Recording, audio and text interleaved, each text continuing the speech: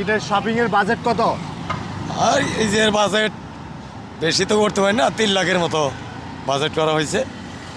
আমার ইনকাম যেরকম টাটকা টাকা রিক্সা ভাইয়ে কামাই করি, এই টাকা দিয়ে আমরা বাজেট করি। মানে মানে গুলশানে রিক্সা চালায় ঈদের শপিং বাজেট হচ্ছে 3.5 লাখ টাকা। 3.5 লাখ টাকা 3.5 লাখ টাকা ঈদের বাজেট করছেন। করছি। গুলশানে রিক্সা চালায় ঈদে শপিং এর জন্য 3.5 লক্ষ টাকা বাজেট করছেন। হ্যাঁ, এত টাকা কিভাবে সম্ভব? এত টাকাতে রিক্সা টাটকা টাকা কামাই করি রিক্সা দিয়ে। রিক্সা চালায় আসলে মূল ঘটনা কি? একজন মানুষ যদি গুলশানের রিক্সা চালায়, প্রিয় দর্শক দেখেন, গুলশানে কিন্তু রিক্সা চালাই, গুলশান এলাকায় রিক্সা চালায় ঈদে বাজেট করেছে শপিংয়ের জন্য 3.5 লক্ষ টাকা। আমাদের পাশে কিন্তু কাকা রয়েছে। কাকা, মূল কাহিনী কি? আপনার পরিবারে কতজন লোক আছে যদি বলতেন? 3 জন 4 জন। 4 জন লোক আছে। কে কে আছে? 2টা মেয়ে, একটা ছেলে, আর আমরা ঘরে বেরোতে। আমাদের চাচা চাচি রয়েছে। হ্যাঁ, হ্যাঁ। আচ্ছা, এদের 3 লক্ষ টাকা বাজেট করেছেন, মানে এর পিছনে কারণটা কি? যে 3 লক্ষ টাকা কি জমি বিক্রি করে নাকি শপিং করবেন, নাকি রিক্সা বিক্রি করে শপিং করবেন, যদি একটু বলতেন। যা কামাই করি এই জমাইয়া। তা আপনার হাতের তলার একটু দেখি তো। আপনার হাতের তালু দেখলে মনে হচ্ছে না যে আপনি 3.5 লক্ষ টাকা আপনি ঈদের শপিং এর বাজেট করেছেন। ফুল কাহিনী বলেন আমাদেরকে, একটু বলেন।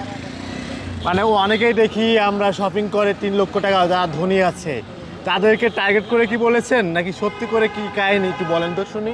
আসলে সত্য কত? না বাবা, আমরা কোনো কাহিনী করিও না, কোনো কিছুই না, যা কামাই করি এর বাইরে কোনো কিছু করি না। কত সত্যি করে বলেন কত?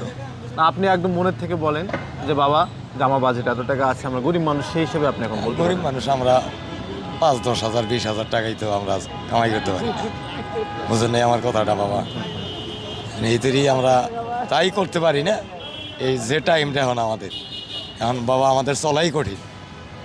কি কি সমস্যা হয় রিক্সা চালাইতে যদি একটু বলতেন আমাদের? রিক্সা চালাইতে বাবা সার্বিক অবস্থাও খারাপ।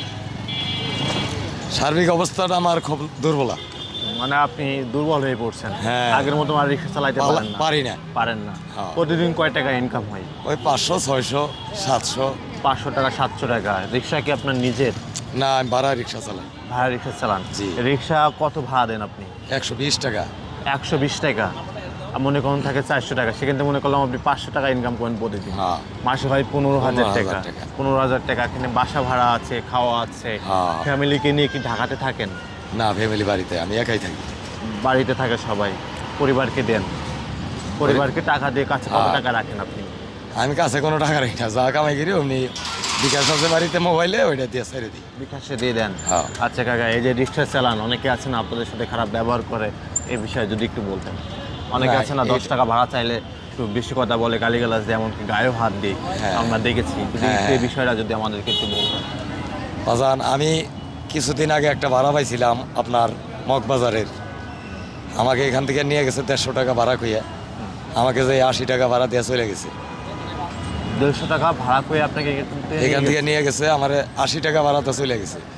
তারপরে বলছে যে তুমি রিক্সা ছাইড়াতে চলে যাও। কেন? রিক্সা পাগারে ফেলাই দেবো, কি চলে পানিতে ফেলাই দেবো। পানি ফেলে দিবে? হ্যাঁ। আর কি বলেছে, আর কি করেছে সেদিন? কয় বেশি ঘটনা কি হয়েছে একটু বলুন। কথা কথা বললেন না, চলে যান গা, 80 টাকা দিছি, নিয়ে যান গা। আমি অফিস চলে আসা বলছি, আর কিছু বলিনি। আর কিছু বলেন না? মানে আপনি জিম্মি, মানে আপনাদের মতো অনেক রিক্সা চালক আছে, ধনীদের কাছে জিম্মি হয়ে পড়েন। অনেকেই আছে, আমরা দেখেছি আপনাদের গায়ে হাত তোলে হ্যাঁ।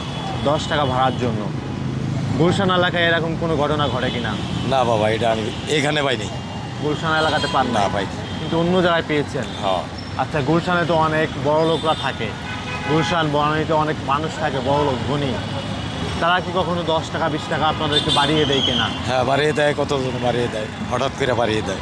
বাড়িয়ে দেয়? হ্যাঁ। খারাপ ব্যবহারগুলো করে না? না না না আচ্ছা কাকা, আপনার জীবনে কষ্টের কথাগুলো আমরা আজকে একটু শুনতে চাচ্ছি। বাবা, অনেক কষ্ট করছি জীবনে। আমি 71-এর আগে আমার জন্ম।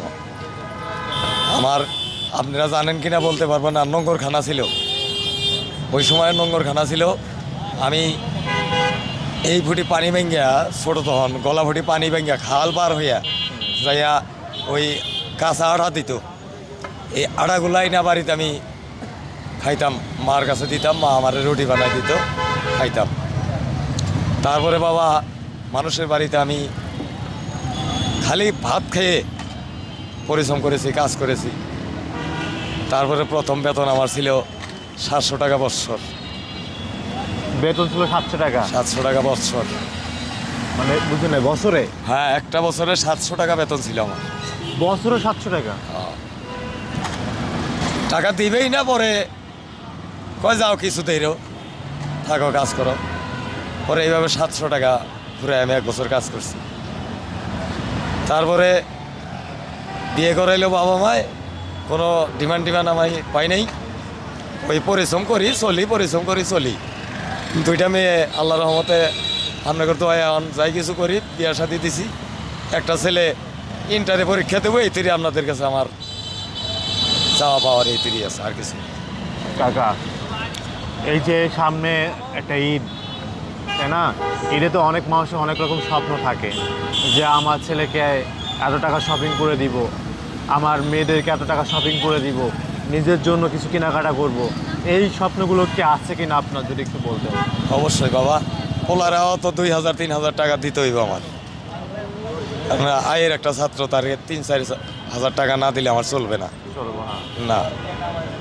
আর অন্য মেয়েদের, আর মেয়েদেরকে জামাইরে 2 জামাইরে 2000 করে 4000, এই টাকাটার জন্য খুব ব্যস্ততায় আছে। হ্যাঁ, কেমনে দিমু? ছেলে জানে আপনি রিক্সা চালান? ছেলে জানে, জানে। যাই নাও কিছু বলে না, কয়ে তুমি রিক্সা চালায় না বা, আর বেশি দিন চালাইতে হয় না, এই আশ্বাসও দেয়। আচ্ছা, যাই। হ্যাঁ। আচ্ছা, আপনার ছেলেকে একটু অভাব দেখাবেন, ঠিক আছে? আপনি রিক্সা চালান, এটা আপনার ছেলেকে দেখাবেন। আমরা দেখেছি এই পর্যন্ত অনেক রিক্সা চালকের ছেলে অনেক কোটিপতি হয়েছে, অনেক ভালো চাকরি করতেছে, হ্যাঁ। বড় হয়েছে, বিসিএস হয়েছে, আমরা দেখেছি না আমরা? হ্যাঁ। অবশ্যই দেখেছি। এটা আপনার ছেলেকে দেখাবেন, বাবা আমি রিক্সা চালাই। মাঝে মাঝে আপনার এই হাতগুলোও ছেলেকে একটু দেখাবেন, বাবা দেখো আমার হাতের অবস্থা কি হয়ে গেছে, কষ্টটা একটু দেখাবেন। দেখান কখনো? দেখাচ্ছেন এই পর্যন্ত কখনো? হ্যাঁ, দেখছে, অসুখ হয়ে পড়ছিলাম, এদেরকে মেডিকেলে ছিলাম টাঙ্গাইল সদরে। বলছি যে তুমি লেখাপড়া করো, আমি যতদিন আছি যতটুকু পারি ততটুকু তোমার পথে আমি সহযোগিতা করব। এই অবস্থায় আছে, লেখাপড়া চলতেছে। আপনি আপনার ছেলেকে বলতে পারেন না, বলবেন না যে বাবা তুমি অনেক বড় হও, পড়াশোনা করো, চাকরি করো, ভালো চাকরি করে আমাদেরকে একটু কষ্টের থেকে একটু উদ্ধার করো বাবা। আজকে আমাদের ক্যামেরার সামনে আপনি একটু বলে দেন যে বাবা তোমার উদ্দেশ্যে বলতেছি, ক্যামেরার সামনে বলে দেন বাবা তোমাদের উদ্দেশ্যে বলতেছি যে আমাকে এই কষ্টের হাত থেকে তুমি উদ্ধার করো আর কি। আচ্ছা বাবা, আমি একটা ছেলেই, তোমার উপরে আমার ভরসা, আমার তো আর কিছু নাই। তাহলে আমি বারবার বলতেছি যে বাবা তুমি পথে ওঠো, পথে ওইটা আমাকে একটু সহযোগিতা করো, আমার একটু আয়েস দাও। এই অবস্থায় বারবার বলি ছেলেরে। ছেলে বলে বাবা বেশি দিন করতে হবে না, থাকেন, ধৈর্য ধরে। না, কষ্ট হয় না এই যে রিক্সা চালান? কষ্ট হয় না? কষ্ট, এটা কি বিরাট পায়ের কষ্ট। রিক্সা? এটা কি পায়ের রিক্সা কাকা? এটা পায়ের রিক্সা? কষ্ট হয় না কাকা? কষ্ট, বিরাট কষ্ট। এই হাঁটুতে ব্যথা হয় না? ব্যথা করতেছে এখনো বাবা, ব্যথা করতেছে, শরীরে কিন্তু জ্বর আছে, তাও মাঠে আছি, শুধু ওই ছেলের আশাই।